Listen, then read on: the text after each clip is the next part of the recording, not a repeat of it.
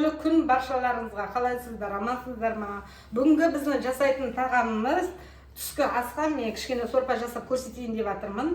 Ол бізге жасымық сорпасы деп көрсетемін. Сол енді алдымен бізге керекті қажетті заттармен таныстырып өтейін. Мұнда ең бастысы бізге жасымық керек. Чечевица ғой ойдағыдай. Сонымен қатар 2 картоп, сосын сәбізіміз бар, жуамыз бар, сосын сарымсағымыз бар. 2 данасын дайындап қойдым. Және дәмдеуіштерді де дайындадым. Сосын кен сары май керек болатын болады. Әуелі біздер бірінші мына осы тұрған жасымықты су құйып дайындап қоямын. Кішкене жібіп дайын тұрсын. Сосын жақтылап жуып қазанға салатын боламыз. Міне суға салып осылай қойып қойдым. Енді біз келесіде мына жуаны турап басайын беретін боламыз. Ал бісміллә деп жаймендеп турай беремін.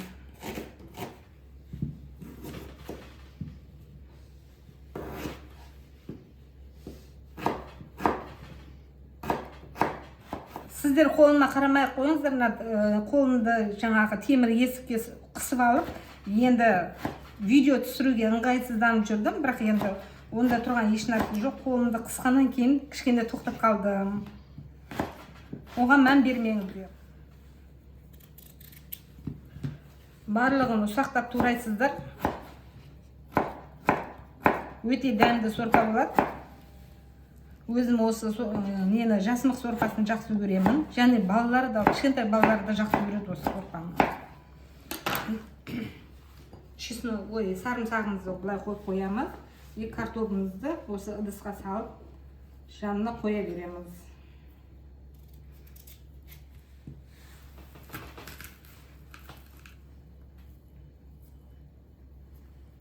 Сарымсағымызды турап болды.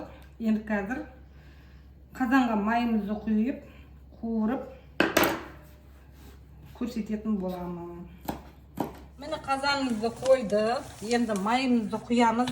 Өзі көз мөлшермен құям. Енді өздеріңіз қарайсыздар. Қалай құясыздар, өздеріңіз білесіздер. Мен енді осылай құйдым.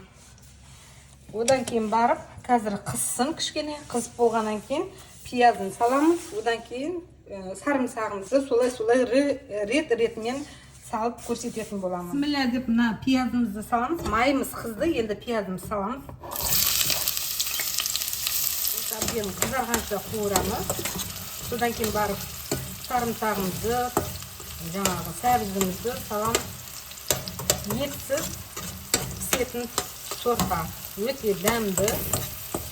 Сіздер де жасап көріңіздер.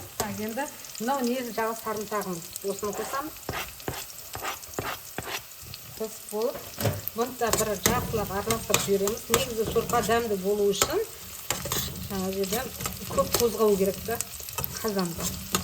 Көп қозғай берсек, сорпа дәмді болып шығады.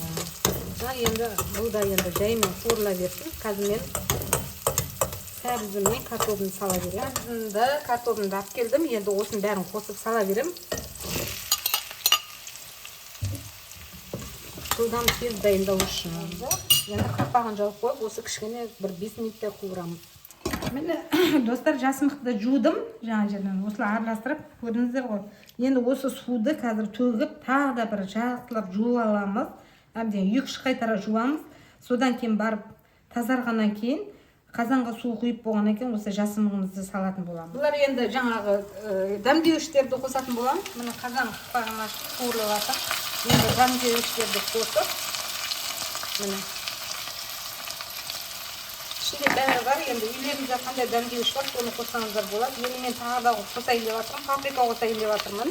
Мұнда шай қасықпен паприка қосамын. Енді бұны араластырып жібереміз.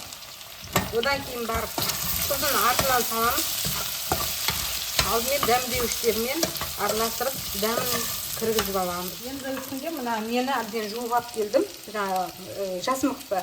Бұл жасымықты 4-5 қайтара жуу керек, өйткені көбіктене береді. Сол көбігі кеткенше әбден жуып, сосын қазанымызға салатын боламыз. Мендегі жасымық 300 грамм. Біз енді 3 адам болғаннан кейін адам басына 100 грамм бар есептедім да. Сөйтіп 300 грамм жасымықты қолданып жатырмын. Осыны тағы да бір араластырып жіберейік. Bismillah деп содан кейін барып суын құямыз. Қайнап болғаннан кейін блендермен әдемі қылып сұйық сорпа жасап көрсететін боламын. Міне енді суын құямын. Bismillah. Енді көз мөлшерім осындай болды. Қазір енді көреміз. Мынау қоюлану керек та. Бірақ енді араластырып, егер аз болатын болса суы қосамыз тағы. Мен әзірге бір жарты литрдей қостым судан. Егер суы аз болып қалатын болса, қайнаған су қосып келтіріп алуға болады. Осыны әбден қайнатып, көп қайнағанда 10 минутта қайнаса болды. Қазаны ашып көрейін. Су аз болып қапты. Мен тағы да су құям. Өздеріңіз енді қарайсыздар, көз мөлшермен сұйықтау болған дұрыс. Өйткені қоюланады. Енді қазанды әбден осылай араластырып тұру керек, сонда сорпа дәмді болады. Қозғай беру керек. Бір 5 минут сайын қозғап тұрсаңыздар, сорпа өте дәмді болады.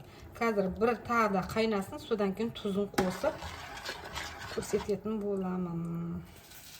Міне достар, қайнады, пісіп бәрі дайын тұр. Қазір енді осыны блендермен езетін боламыз. Және майымызды да ерітіп жатырмын. Оны да көрсетіп қояйын қазір сіздерге. Міне майымды жаңа 20 грамдай майымды салдым. Бұны да ерітіп жатырмын. Қазір сорпасына құяйын деп. Сосын кейін осыған қазір не қосамыз? Паприка қосамыз. Сонда күшті дәмді болады. Ери берсін. Міне қосып жатырмын. Енді мендегі газым бітіп қалып, бір плитамен отырмын енді. Қазір осыны тағы да араластырып жіберейік. Араластырып болды. Енді түсіріп қоямын. Міне блендермен қазір осыны еземіз. Bismillah деп еземіз. Мына кардоба бар, сосын несі жаңа сәбіздің бәрін езіп, сонда сорпа сұйық қыламыз. Міне миксерлеп болдық. Енді мынау сәл тағы да қоюлау болып тұрған сияқты. Маған өзім көз алдыма енді. Көзіме солай көрініп тұрды. Міне енді тұзымызды қосамыз қазір осы. Тұзымызды қосып, тағы да кішкене қосайын, өйткені аздау қалама деп тұрмын да. Енді өздеріңіз қарайсыздар, дәміне қарай тұзды қосасыздар. Енді осыны жақсылап араластырамыз. Енді мынау жаңағы қоюлау болып тұр. Сосын тағы да қайнаған су қосамыз. Сосын кейін 1-2 минут бұрқ етіп қайнатып аламыз да. Одан кейін барып, бағанағы сары майымыз бар ғой. Көз алдарыңызда көрсеткен, жаңа паприкамен қуырған, соны үстіне құямыз. Сонда өте дәмді, тез дайындалатын жасымық сорпасы дайын болады. Жаңа кішкене қою болды деп көрсеттім. Енді су құйдым үстіне, қайнаған суды. Енді тағы да осыны бір қайнатамыз. Бұрқ қайнаған кезде тұзын қосып көрсеттім енді сіздерге. Енді сол тұзын дәмін бәрін осы сіңуі керек қой. Енді бір қайнатамыз қазір. Осы қайнап болғаннан кейін жаңағы паприка мен майды қосатын боламыз. Ал бісміллә деп сорпамызды ашайық, түскі асымызды ішейік. Міне осылай дайын болды. Өте дәмді, әрі тез, жылдам дайындалатын жасымық сорпасы. Міне бісміллә. Арасында бір мезгіл етсіз тамақ жеп, асқазанымызды, бауырымызды осылай тазартып отырайық. Мына жаңағы сары майымызбен паприканы қуырып алдым. Көрсеттім ғой, енді соны бетіне себетін боламыз.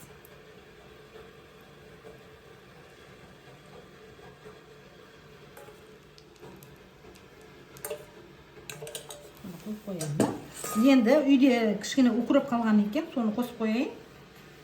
Әдемілеген түрім ғой бұл менің. Міне дайын болды. Өте тойымды, әрі тез дайындалатын жасымық сорпасы. Сіздер де осылай жасап ішіп көріңіздер. Ұнайды деген сенімдімін. Менің каналыма тіркеліп, лайк басып, қолдау білдірсеңіздер, мен қуанып қалар едім.